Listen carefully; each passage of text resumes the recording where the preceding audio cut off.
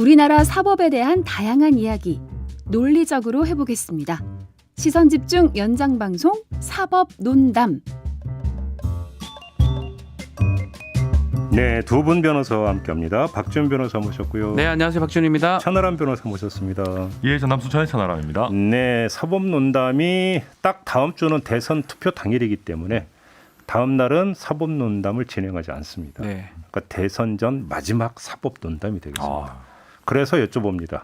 자, 득표율 전망을 한번 해보시죠. 득표율요? 투표율, 득표율. 득표율. 득표율. 됐어요. 전망하지 마세요. 저희 좀만 해봐야 투표율은 좀 저는 좀 높을 것 같다는 생각이 들거든요. 누가 알겠어요? 그 득표율. 알 수 없죠. 그렇죠. 정말. 지금도 뭐 열어봐야죠. 박빙이라 그러고 각 진영당 자기한테 유리하게 생각을 하는 것 같아요. 그래서 알 수 없고 아마 뚜껑을 열어봐야 알 것 같고요. 네. 근데 저는 또 이 생각도 들더라고요. 또 남은 일주일 동안 또 어떤 일이 또 생길지 또 뭐 변수가 있다 생각이 들기도 하고. 내일이 3월 3일이고 내일부터 실시되는 여론조사는 공표를 못하니까 못하죠. 네. 이제 수많은 이야기가 돌겠죠. 카더라가. 근데 카더라가 제가 볼 엄청 될 때는요. 거예요. 거기 현혹되시면 안 돼요. 제가 볼 때는 아마 이제 그 다음부터는 작전이 시작이 될 가능성이 있습니다. 그죠? 근데 맞아요. 실제로 저도 뭐 그런 걸 많이 받았었어요. 그러니까 그게 진짜인지 뭐 알 수 없는 내용들을 봤는데 휘둘릴 가능성이 상당히 있습니다. 거기에 또 일반인들이 또 휩쓸릴 수 있으니까 뭐 예. 무시하셔도 되지 않을까 생각이 됩니다. 그 의미가 없고 다 불법이에요, 사실. 맞아요. 저희 경선 때도 보면은 뭐 다 각자 자기에게 유리하게 또 뭐 소위 지라시라고 하죠. 만들어가지고 돌리고. 최근에도 제가 뭐 두 군데 물어봤는데 각 당 다 자기들이 이긴다고 얘기를 하더라고요. 그럼요. 한쪽은 추세상 이긴다고, 한쪽은 지금 이기고 있다. 뭐 이런 식으로 얘기를 하는 거 봤을 때는 뭐 알 수 없다. 열어봐야 알 수 아마 없다. 그리고 당일날은 또 이런 식으로 얘기가 돌 거예요. 아, 우리가 지금 약간 밀리고 있다. 맞아요. 왜냐하면 오히려. 총동원. 네, 총집결. 예, 뭐 이러면서 아마 또 그렇게 나올 가능성도 있습니다. 네, 오히려 저희는 특히나 뭐 끝까지 단일화가 아마 결렬될 것 같은데. 그다음에 네, 참고로 약간 그러니까 그럴 것 그 같아요. 대선 당일에 지금 출구조사가 집계가 되고 있는데 몇 대 몇이래더라. 이거 제가 이거는 100% 말씀드릴 수 있는데요. 그건 전부 다 뻥입니다. 말도 안 되는 소리죠. 그거는 그러니까 실시간 집계가 될 수가 없고요. 출구조사 그 사전 투표 출구조사는 좀 어려울 거예요, 아마. 예. 만약에 그런 아마 그 썰이 많이 돌 텐데 그건 100% 조작이라고 생각하시면 될 거짓말입니다. 거예요. 예. 그럼요. 조사원들이 전국 각지에 흩어져가지고 지금 할 그거 수가 하고 없어요. 있는데 말도 안 되는 네. 소리죠, 그거. 네. 요 점을 좀 말씀을 드리면서 근데 요건 좀 한번 좀 우리가 사법논담 전에 정치 잡담에서 꼭 먼저 하니까 예. 정치 잡담을 잠깐 하면 지금 국민의힘 안팎에서 또 사전투표 조작설 이야기가 나오고 네. 사전투표하면 안 된다라고 주장하는 분들 낯익은 몇 분 계시더라고요. 네, 화가 치밀어 오르는 분들 계시죠. 예. 화가 치밀어 오르니까. 화가 치밀어 오르죠. 어떤 점에서? 굉장히 이제 고위직에 계셨고 또 저희 당에서도 뭐 당 대표까지 하셨던 분이 예. 막 사전 투표하지 말라고 막 이러시니까 예. 아니 상식적으로 생각해봐도 민주당 지지층은 3일간 투표를 하고 저희는 하루만 투표를 하면 누가 유리하겠습니까? 이건 상식적인 문제잖아요. 근데 좀 굉장히 좀 화가 나죠 이런 얘기 하시면. 아니 근데 그러면 국민의힘 지지층에 네. 이 부정선거 이야기 그다음에 이번에 사전투표도 조작될 수 있다라고 하는 것들이 좀 먹히고 있습니까?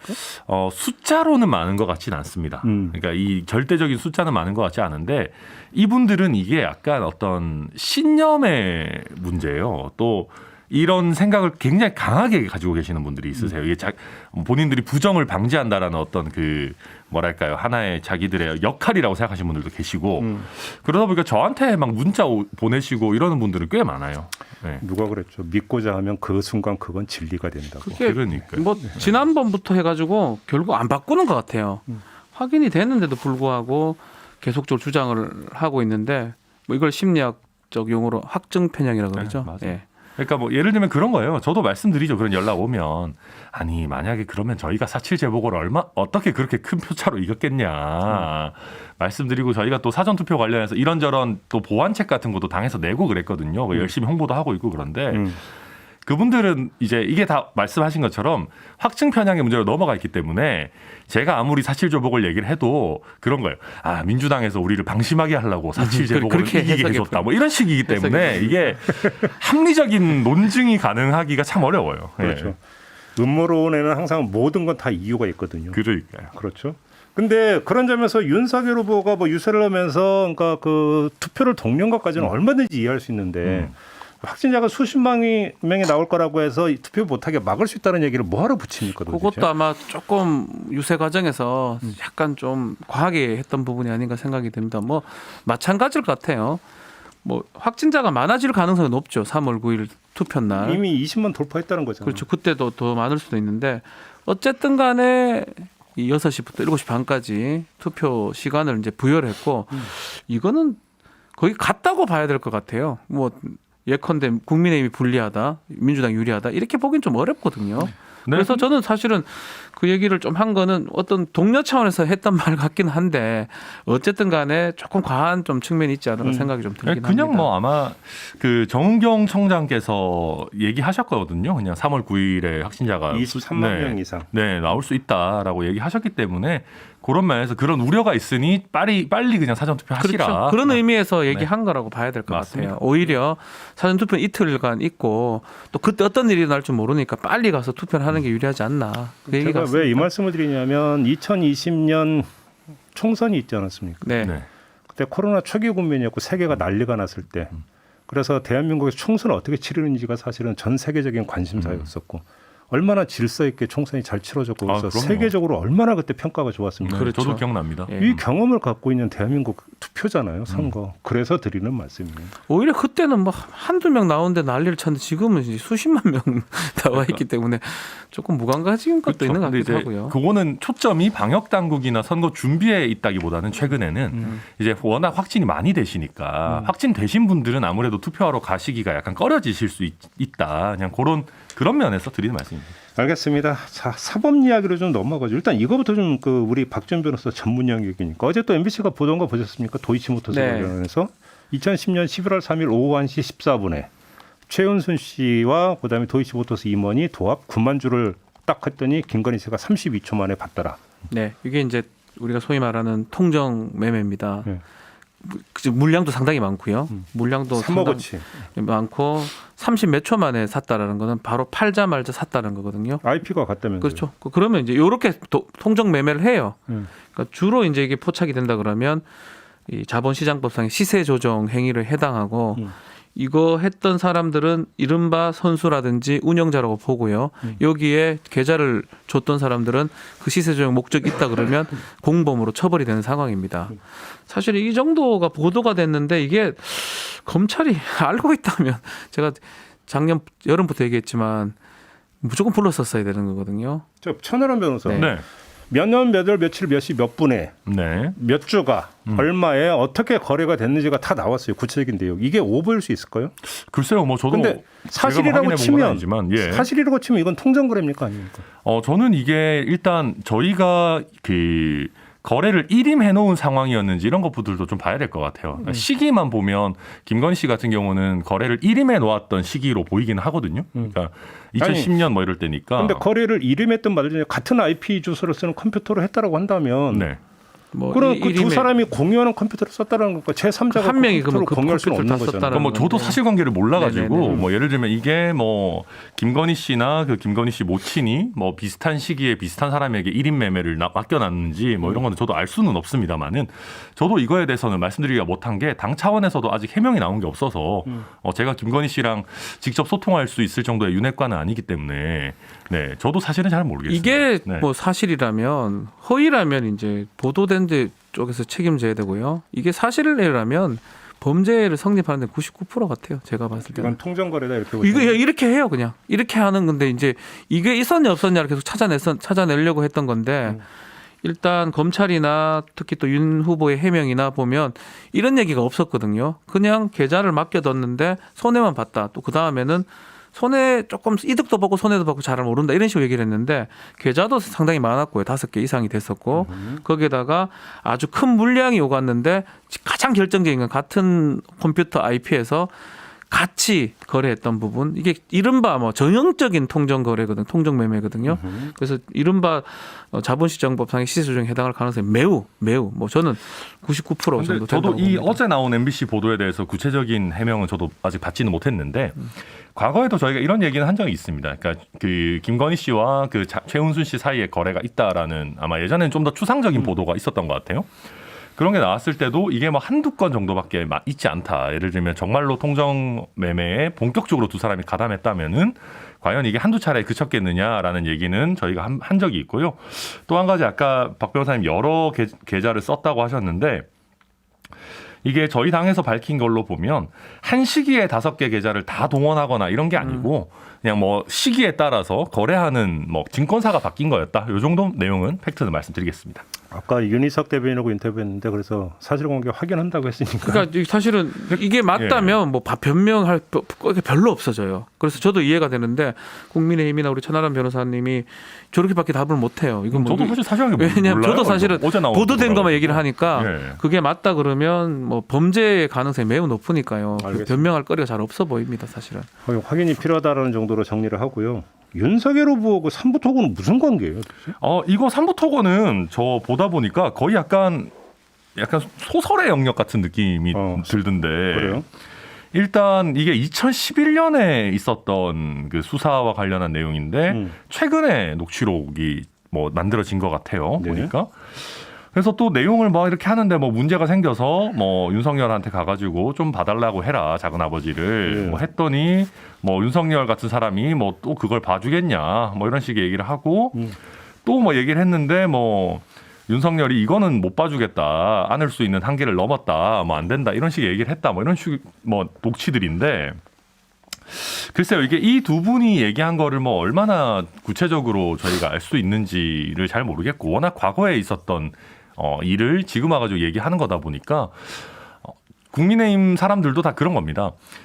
이게 뭔가 우리가 구체적으로 답변할 수 있는 내용이 아니지 않냐. 이거 뭐 그냥 뜬구름 잡는 식의 또 자기들끼리 제가 그때도 말씀드렸지만 제가 변호사 하면서 특히 좀 잘 나가는 뭐 시행하시거나 건축하시는 분들 만나면 본인들이 거의 잡혀가기 직전인데도 저한테 와가지고 내가 무슨 검사랑 친하다, 뭐 내가 누구랑 뭐 해서 친하다, 막 이런 식의 얘기들 굉장히 많이 합니다. 예전에도 내가 뭐 팔고 다닌다는 얘기. 예, 이걸로 뭐 문제 될 뻔했는데 누가 봐줘가지고 뭐 아유 천 변호사도 걱정하지 마세요. 이거 뭐 다 잘 될 거고 뭐 형사적인 부분 우리가 알아서 할 테니까 뭐 민사 소송만 잘 집중해. 뭐 이런 식의 얘기들을 많이 하기 때문에 저도 이런 얘기들이 과연 어느 정도의 실체가 있는 건지를 알기가 어렵다. 반박하기조차 어려운 얘기다. 뭐 이렇게 뭐 말씀드리겠습니다. 일단 오래된 얘기긴 한데 팩트만 좀 짚어드리면 2011년도에 있었던 삼부토건의 임원진, 경영진의 횡령 배임 사건들을 조사가 됐던 적이 있습니다. 그 조사 관련해서 결국은 검찰에서 불기소 처분을 받았는데요. 특히 삼부토건의 조남욱 회장이라든지 윤석열 검사하고 관계성들이 일부 보도된 바가 있어요. 예컨대 뭐 골프 접대라든지 네네. 정육 고기를 줬다든지. 그래서 그렇기 때문에 이제 그 정도 관계성에서 지금 좀 더 드러난 건 뭐냐면 좀 봐주라고 했다. 그리고 나중에는 세 번째는 야, 더 이상 못 봐준다라는 녹음이 나왔다라는 겁니다. 그래서 세 가지 이제 팩트를 연결해 보면 혹시나 윤석열 검사가 어떤 그런 접대성 그런 것들이 연관성이 있어가지고 이 횡령 배임죄를 봐준 게 아니냐랑 연결이 좀 되는 부분이거든요. 좀 그런 의혹 제기가 되는 거고 뭐 그 이상의 뭐는 드러난 건 사실 없는 것 같아요. 그 이상 예를 들어서 뭐 정확한 증거가 있다든지 그런 부분 아닌 것 같고 그런 드문드문 사실관계를 좀 연결해 보면 문제점이 있는 게 아닌가가 이제 민주당이나 이쪽의 주장입니다. 그러니까 박 변호사님 잘 얘기해 주셔서 이게 뭐 사실 의혹 수준인데 저희 그래가지고 그때 삼부토건한테 윤석열 후보가 받은 그 선물 관련해 가지고도 우스갯소리 많이 하고 그러잖아요. 뭐 이 정육인데 이게 뭐 사실 뭐 그러니까 어디 이제 그 임용 저기 뭐냐 판량 나누냐에 따라서 예, 선물 막 내용이 달라지다. 줄어들었다가 뭐 했다가 그리고 이 저도 이거 정확하게 오늘 확인하지 못했는데 이 봐줬다라고 하는 시기에도 선물이 별로 좋은 게 아니었어요. 그 받은 선물의 그 레벨 중에서도 예. 그래서 아무튼 이게 정말 봐줬으면은 뭐 고작 그거 받았겠느냐 하는 우스갯소리도 하고 그러는데 아무튼 저희 입장에서도 이게 그렇게 구체적인 의혹은 아닌 것 같아서 그렇습니다. 그러면 조우영 씨 건 있잖아요. 네. 커피 타줬다라고 하는 거. 예. 그건 어떻게 보세요? 이게 진짜 커피를 타줬는지 아닌지도 사실 알 수가 없죠. 네. 이게 본인은 뭐 그렇다고 얘기를 하는 것 같은데 이게 또 제가 얘기하는 거지만 약간 영웅담 같은 거거든요. 자기가 나는 갔는데 뭐 나한테 너무 잘해주고 뭐 커피나 한 잔 먹고 가라 그러더라. 마치 그런 옛날에 그런 거잖아요. 그냥 뭐 물어보는 것도 없고 설렁탕 한 그릇 먹고 집에 가라 하더라. 뭐 약간 이런 식의 얘기들인데 이게 과연 얼마나 사실인지도 알기가 어렵고 또 한 가지는 이게 지금 부산저축은행 가지고 민주당에서 막 엄청 대장동 문제다 막 이런 식으로 이제 물타기를 하는데 예. 이게 2011년도에 있었던 일이잖아요. 유독 11년에 있었던 일들이 많네요. 근데 보니까. 근데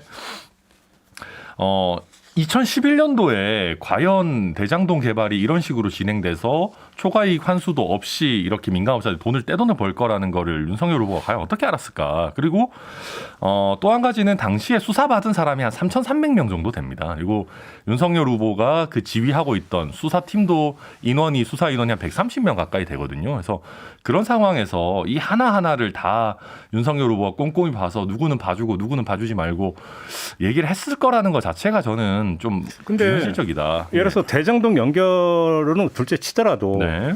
그 조호영 씨가 대출 알선대가로 10억 넘게 돈을 받았다라는 그렇죠. 것이고 그러면 그것만 잡았으면 얼마든지 사법처리 할 수 있는데 왜 안 했느냐 이거죠. 결과론적인 얘기긴 해요. 지금 자꾸 얘기하는 게 윤석열 후보가 그 2011년 검사할 때 어떻게 대장동 개발까지 하천대유가 일어날 줄 알았겠냐. 근데 그 말을 하는 게 아니에요. 주장은 뭐냐 하면 그것이 막아졌으면 그런 돈이 없었기 때문에 그런 개발 자체가 불가능했던 게 아니냐. 이런 결과론적인 얘기가 되는 거고요. 예. 지금 계속 얘기가 나오는데 이 조우영 이 사람이 커피 마셨다는 얘기가 나왔고요. 그 와중에 이 조우영이는 원래 2011년도에는 뭐 불법 대출인데 빠져나가다가 뭐 수년 있다가 다시 처벌받습니다. 똑같은 범죄로 2015년에. 실형을 받아요. 예. 똑같은 범죄로. 윤석열 후보는 뭐 당시 검사하고 주인 검사이긴 한데 뭐 어쨌든 알 수는 없는데 지금 최근에 드러난 사실에 따르면 김만배 씨를 통해서 박영수 변호사가 선임이 됐고 정관 변호사입니다. 그러니까요. 특수부 출신. 예. 그리고 커피 타 마시고 오면 된다라는 그런 녹음 자료가 이제 있었는데 최근에 드러난 건 또 비슷한 증거 자료가 있습니다. 예. 그 조 씨의 사촌형이라는 사람이 좀 얘기했던 진술을 좀 따르면 이 조영이가 처음에 조사받으러 갈 때 완전 겁을 먹었다. 자기 인생 끝난 것처럼. 그러다가 두 번째 조사받고 나올 때는 아주 편하게 나와서 형 끝났습니다. 박영수 선임하니까 다 끝나네요. 라고 했다는 거거든요. 그게 영웅담이라고 하기는 어렵고요. 객관적인 사실이라고 봐야 될 것 같거든요. 거기서 그러니까 박영수와 윤석열의 관계. 박영수, 윤석열, 김만배 관계가 네. 드러난 게 아닌가. 그걸 얘기를 하는 거지. 그것 때문에 이게 다 뭐 대장동 뭐 하천대가 일어났다 이런까지 연결하는 건 아니거든요. 거기서 어떤 커넥션이라든지 잘못된 부분들은 밝혀야 되는 게 아니냐라는 것입니다. 그러니까 당시에 이제 말씀드렸지만 굉장히 많은 사람들이 수사를 받았고 뭐 대출 알선책이라고 하는 분들 중에서 뭐 얼마나 많은 사람들이 법망을 빠져나갔는지 뭐 얼마나 많은 사람이 처벌받았는지에 관해서도 뭐 일부 보도는 있지만 사실 저희가 당시 수사 기록을 100% 알지 못하는 상황에서 이 사람이 정말로 처벌될 만한 증거가 있었는데 말 그대로 윤석열, 박영수의 관계 때문에 처벌을 피해갔는지 여부를 지금 와서 저희가 참 어떤 객관적인 자료를 가지고 말씀드리기는 어렵습니다. 그러니까 이 조우영 씨 관점에서는 그렇게 느낄 수 있었을 수 있죠. 내가 박영수라는 사람을 선임했고 박영수가 윤석열 후보랑 친하다라고 알려져 있으니까 그것 때문에 나는 잘 피해갔나 보다라고 느꼈을 수 있는데 그게 과연 객관적 사실인지는 뭐 저로서도 알 수가 없는 겁니다. 사실. 네. 주관적인 판단의 영역인 거죠. 이분 이상하긴 이상한 거고요. 또 그 지금으로부터 10년 좀 더 지난 날이거든요. 그때는 좀 이런 일들이 또 왕왕 있었어요. 뭐 저희도 이제 법조인 하면서 어떤 변호사를 쓰면 이 범죄도 빠져나갈 수 있다. 참고인 하다가 갑자기 그냥 없어질 수 있고 참고인 하다가 피의자가 되는 게 통상 조사를 부르는 경우가 많은데 이 경우가 딱 맞아떨어지는 것 같아요. 참고인 조사 받다가 피의자 직전에 정관 출신 변호사가 선임되고 피의자가 되지 않고 그냥 사건이 종결되는 사건이 돼버렸는 게 아닌가 이런 의혹을 제기하는 것이죠. 아무튼 저도 이것도 아까 우리 부정선거 얘기했지만 확증 편향의 영역인 경우들도 많이 있습니다. 예를 들면 저도 사건 하다 보면 형사가 그렇게 많이 하진 않습니다만은 하다 보면 그냥도 불기소나 무혐의가 나올 수 있는 사건인데 예를 들면 본인이 예를 들면 저랑 같이 하다가 불안하셔가지고 정관 변호사 추가로 선임하시거나 이런 경우들이 있습니다. 저는 정관 이런 게 아니니까.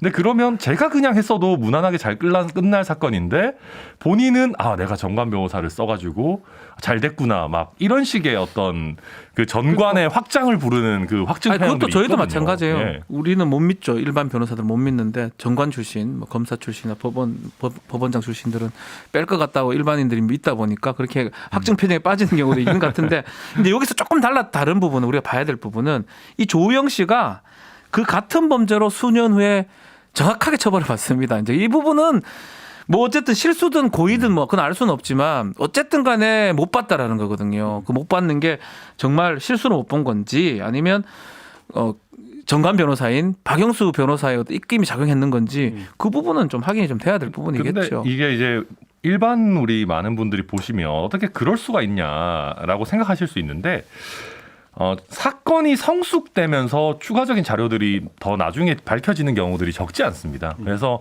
후속 사건에서 예컨대 뭐 예를 들어서 뭐 대장동 지금도 막 수사가 많이 하고 있지만 이게 한 2, 3년 지나서 나중에 추가적인 자료가 더 드러났을 때 이 그렇죠. 사건이 그거 어떻게 확인이 돼야 흘러갈지는 돼요. 그 부분은. 알 수 없는 거예요. 맞아요. 그래서 이 선행 사건과 후행 사건 사이에 어떤 추가적인 자료가 나왔는지 아니면 완전히 똑같았는데 앞서 사건에서 뭐 결정적인 증거가 있었는데 이걸 그냥 묵살하고 뒷사건에서는 제대로 처리한 거냐 이걸 알 수가 없는 저희는 이제 상황이에요. 그렇게 파악을 하고 있는데 만약에 이제 좀 그게 억울하다 그러면 중간에 드러난 뭔가 확실한 뭐 사정 변경될 만한 증거라든지 진술들이 있는 거라면 이 말이 맞아 떨어질 수가 있죠. 근데 제가 알기로는 그때랑 조우영 씨가 2015년 처벌받을 때랑 그렇게 큰 차이는 없었다고 제가 알고 있거든요. 뭐 그건 알 수 없는 네, 거죠. 그건 저도 이제 네네네. 사실 이건 추측 영역이니까요. 뭐가 맞다고 제가 확신을 못하지만 어쨌든 간에 지금 드러난 사실에 따르면 어쨌든 김만배가 소개한 박영수 때문에 윤석열 검사가 이렇게 처분했을 가능성 배제할 수 없다라는 거니까 그래서 대장동도 윤석열도 관계가 있다. 이렇게 연결 짓는다고 근데 보면 좀 될 것 여기서 같습니다. 이제 하나 뽑아서 사법적 꼭 측면이 아니라 하더라도 이제 최초의 조우영이 등장하는 게 대법원 주최장인가? 네. 그래서 김만배가 그냥 가면 그 어떻게 대해줄 거다. 주차장에서 그렇게 얘기하고 조우영이 나왔는데 실제로 그러니까 그러더라라고 네. 나무기 이야기했다라는 거잖아요. 그렇죠. 자 그러면 김만배가 그러니까 이 조우영을 어떻게 다룰지를 미리 알고 있었다라고 한다면 여기서 그 다음에 파생되는 궁금증이 뭐냐면 그때 주인 검사는 윤석열 검사였고 근데 윤석열 후보의 주장에 따르면 김만배는 모른다라는 거잖아요. 그렇죠. 상가집에서 얼굴 한번 본 사이라고 하는 건데 어떻게 그러면 속속들이 그렇게 내다보고 조우영한테 그런 얘기를 주차장에서 할 수 있었을까? 그러면 중간 다리가 박영수 때문이냐? 아니면 윤석열 당시 그러니까 그 중수이과장과 김만배는 알고 있었던 사이냐? 여기서 또 따라붙는 궁금증이 될 수 있는 거 아닙니까? 이 부분은? 아니 뭐 뭐든 다 궁금할 수야 있죠.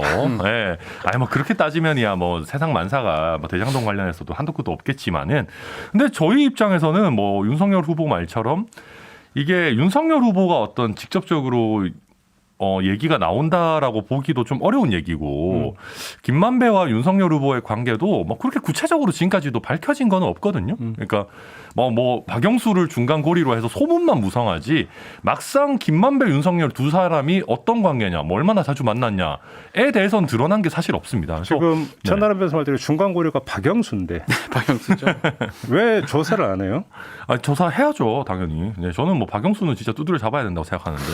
네. 박영수는 뭐 다 있어요. 금전 부분도 있어요. 음. 딸이 받았던 거, 또 친척이 받았던 거. 그러니까 뭐 100몇 되잖아요. 그리고 110억이 넘어가는 100억의 돈을 받았던 게 보이는데 그럼에도 불구하고 조사는 뭐 제가 두어 번 있었다고 보도는 봤는데 맞아요. 제대로 된 조사인지는 알 수는 없는데 거기에다가 지금 연결고리도 지금 찾아냈잖아요. 예를 들어서 지금 말했던 것들이 봐주는 그거에 돼 가지고 돈을 줬을 가능성, 뭐 알선이라든지 가능성이 있는 거거든요.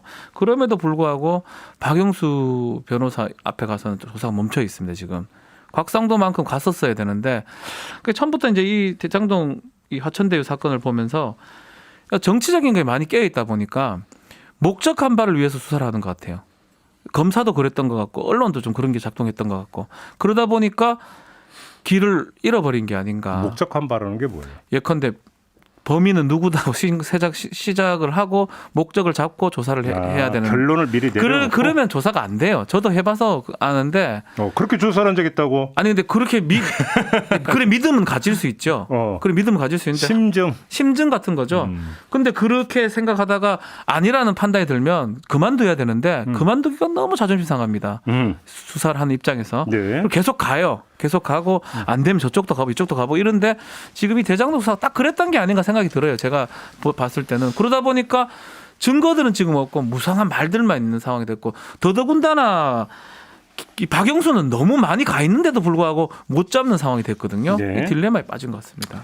근데 뭐 저는 요새 지금 이제 결국 기소까지 일부 그 이제 대장동 일당들에 대해서 이루어져 가지고 점점 뭐가 나오는 것들 보면 결국은 어느 정도 진실에 근접해 가지 않겠느냐 생각이 듭니다. 알겠습니다. 제가 볼 때는 대선 끝나야 뭐가 수사가 더 되든 네, 맞아요. 아니면 이제 뭐 지금은 끝나든 그렇게 될 것 수가 같은데요. 없습니다. 예. 알겠습니다. 배수로 문건 보따리는 어떻게 봐야 되는 겁니까? 아, 네. 이거는 저희가 그 민주당이랑 검찰에서 하는 얘기가 솔직히 좀 말이 안 되는 얘기인 게요. 저도 처음에 보고 이 타이밍에 배수로에서 뭐가 나오는 거 좀 의심스럽게 생각하실 수 있지 않겠냐 걱정도 했는데 다 그런 의혹들이 나오니까 아예 저희가 싹 다 공개를 해버렸습니다. 문건 자체를 다 공개했고 그리고 문건이 검찰에서는 이거 우리 다 이미 확보한 거다라는 얘기를 하지만 그 말도 안 되는 소리인 게 자필 메모가 돼 있는 문건이랑 서버에 들어가 있는 그냥 문서 원본이랑은 증거 가치가 완전히 다릅니다. 그러니까 저희가 이걸 밝혀낸 거는 굉장히 의미 있는 일인 거고요. 그러니까 이게 저희는 그 정민용인가요? 그 예. 사람 그 자필 메모라고 추정하고 있는데 그게 사실인지 여부도 지금 수사에서 계속 밝혀져야 되는 거고 이게 또 대장동 문건뿐만 아니라 이 대장동의 확정 이익을 얼마 얻었다라고 하는 이재명 후보의 그 진술의 허위 여부 관련해서 어떻게 대응할지 뭐 이런 부분들도 다 이렇게 같이 묶여져 있는 이런 자료이기 때문에 저희로서는 그런 생각인 겁니다. 이걸 버린 사람이 누구든 서버에 원본 파일이 남아 있고 그거는 어차피 삭제될 수 없다. 그리고 그건 어차피 검찰에 넘어갈 거다는 거는 다 알았을 겁니다. 요새는 공문이 다 온나라 시스템 이런 데로 올라가기 때문에. 근데 자필 메모를 어떻게 해서든 음닉하고 싶다라는 생각이 있으니까 이걸 이렇게 버렸겠죠. 네. 증거 가치나 이런 걸 따져봐야 되는데 그 자필 메모가 증거 가치가 있다면 그거를 뭐 얘기를 하든지 하면 되는 거고요. 그리고 저는 좀 그래요. 그런 부분은 극적이게 이렇게 할 필요가 있겠냐. 그럼 또 그렇다고 가정하면 그냥 입수했다고 하면 되지. 그 쓰레기통에 배수구에서 배수구? 네. 물 묻은 거 들고 와가지고 하는 아니, 뭐 모습. 실제 묻어 있는데 뭐 그러니까 어떡하겠습니까? 좋습니다. 예. 닦고 갖고 오든가. 닦고 갖고 와서 해도 되는데. 약간 닦았겠죠 보니까. 그런 부분들이 예. 몰라요. 뭐 이제 지지자 입장이나 국민의힘에서 아주 리얼하게 보여주려고 했던 부분일 수도 있어요. 그렇겠죠. 그렇지만 네. 보는 사람 입장에서는 또 검찰이 또 바로 해명을 했기 때문에 약간 쇼에 가까운 느낌이 많이 들어요. 왜냐하면 그 증거가 현출도 됐고. 아니 그러니까 저는 이해가 안 되는 자료가 게 있고. 검찰이 안 갖고 있는데 우리 갖고 있다라고 뻥칠 수는 없는 거잖아요. 그거는 맞는 것 같아요. 그럼요. 아니 근데 제가 말씀드리는 그러면 여기에도 거지만 있고 저기에 있는 거 원본 복사본 관계입니까? 어떻게 되는 지금 거예요? 그런 거예요. 그렇겠죠. 네. 근데 지금 우리 천 변호사 얘기하는 거는 유일하게 의미 있다는 거는 정민용이나 이런 사람들이 그게 가필했던 그 메모 그게 의미가 있다. 이제 이런 그게 중요한 식인데. 거거든요. 이제 그렇다면 이제 그거를 네. 정확하게 얘기를 해가지고 뭐 수사 기관에 제출한다든지 그게 이제 가능할 것 같아요. 왜냐하면 수사 기관에 이걸 미리 심도 있게 분석을 해서 기소할 때 증거로 다 첨부를 했거든요. 그렇다면 뭐 검찰이 필요하다면 더 사용을 하겠죠. 근데 그거는 이제 약간 그 검찰의 입장이고요. 네. 저희 입장에서는 저희가 저걸 공개할 때 검찰이 저걸 확보했는지 안 했는지 모릅니다. 그러겠죠. 예, 그건 뭐 우리가 그러니까 자필 메모 부분만 추가되는 겁니다. 이렇게 저희가 미리부터 설명할 수 있는 문제는 아니고요. 그리고 저걸 최대한 리얼하게 공개하지 않으면 이것도 뭐 어디서 구했냐, 뭐 어디 검찰에서 받았냐, 또 너네 뭐 검찰당이냐 이런 얘기 할 수 있기 때문에 묻어 있는 거 그대로 공개할 수밖에 없죠. 저희 입장에서는. 근데 저는 여기 예. 또 쓸데없는 게 궁금한 게 아니 왜 그렇게 버려요? 그러니까 이상하다는 저도 알 수가 거예요. 없죠. 급했나 보죠, 뭐. 아니요. 네. 아니 그게 그러니까 이상해요. 그러니까 예를 들어서 뭐 그러니까 저기 차 타고 오는데 경찰이 따라붙어서 잡히면 안 돼요. 이거 뺏길 그래서 것 같까봐 창밖으로 제가 버렸다면 제가 이해. 그 얘기 안 하려고 그런 상황도 그랬는데 아니잖아요. 자 봐요. 만약에 그게 문제가 있다 하면 불 지르든지 딴 데 버리죠. 세절하면 되죠. 그걸 누가 배수로 해버려. 왜 성남에서 버려요. 우리 동네에.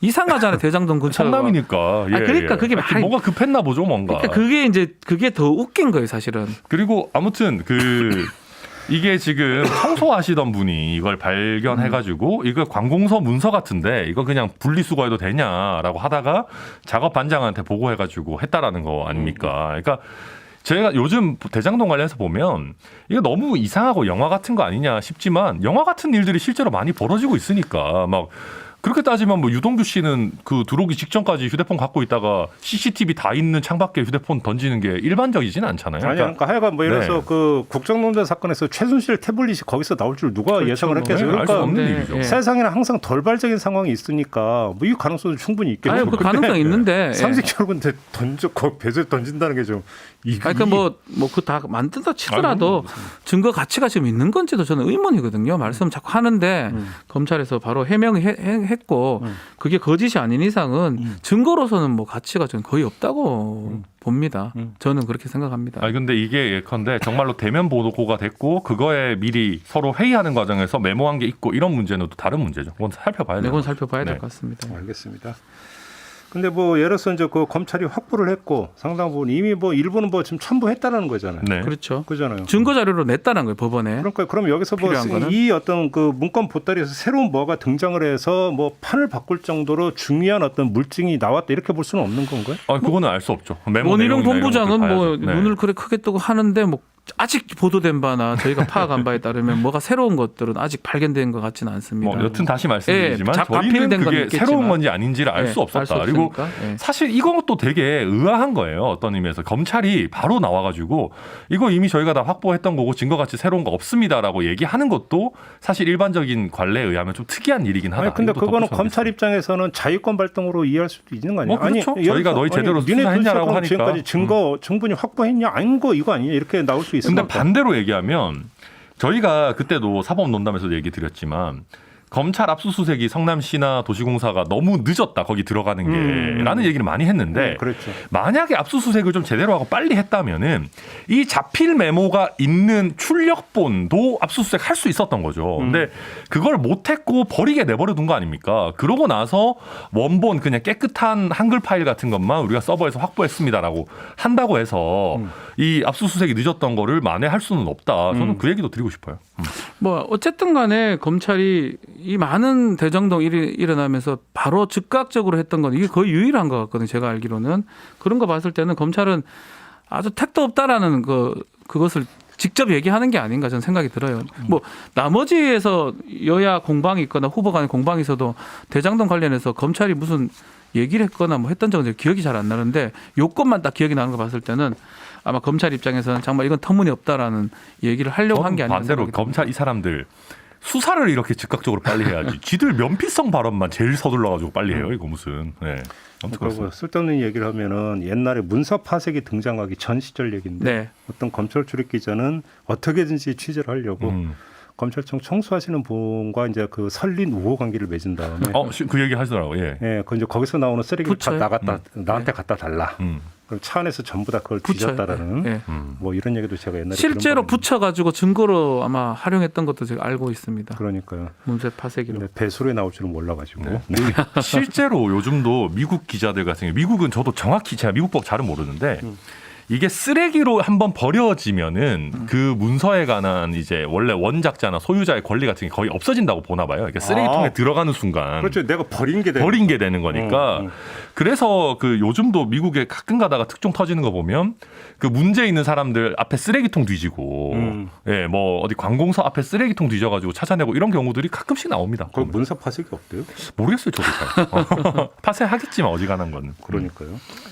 그 얘기가 갑자기 생각이 나네. 알겠습니다. 자, 오늘 이렇게 좀 마무리를 해야 될 것 같고요. 그러니까 대선 당일날은 어떤 사법논담이 없기 때문에 여기서 좀 마무리를 하도록 하겠습니다. 하여간 그동안 고생 많이 하셨고요. 대선 결과는 좀 선거 끝나고도 사법농단이 존재합니까? 그거는 저희도 모르겠어요. 한번 좀 고민을 좀 해봐야 될 것 같고요. 어차피 선거가 끝나고 나면 어차피 뭐 저희만이 아니라 거의 대부분 개편이 있겠죠, 시사 방송 뭐 다 정비에 들어가지 않겠습니까? 예, 왜냐하면 뭐 지금 선거에 맞춰서 시사 방송들이 다 형성이 돼 있기 때문에 네. 아마 바꿔야 될 것 같습니다. 100% 솔직 버전으로 말씀을 드리면 어떤 것도 지금 결정된 게 있는데 백지 상태다. 뭐 이렇게만 좀 말씀을 드려야 될 것 같습니다.